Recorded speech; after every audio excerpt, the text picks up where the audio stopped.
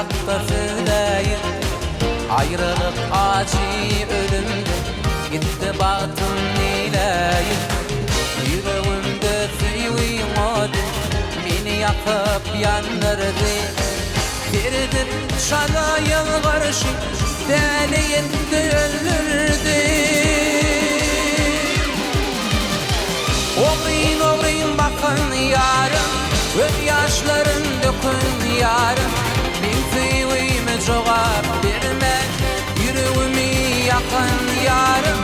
Oğrayın oğrayın bakın yarım, öz yaşların dökün yarım.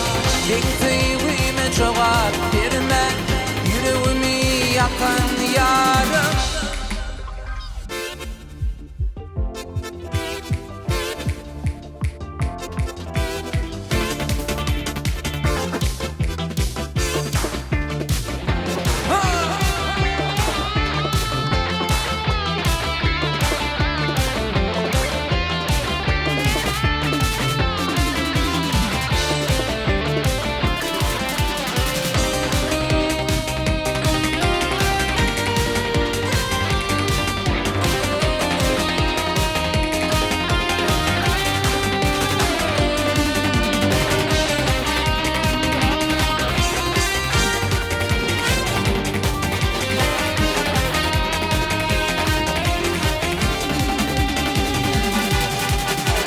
İşte aylar ince yıllar, haber almalı halimden.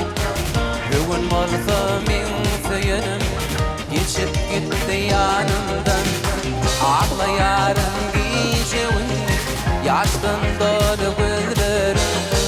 Girdi aklımı aldı, şadına dittirdi.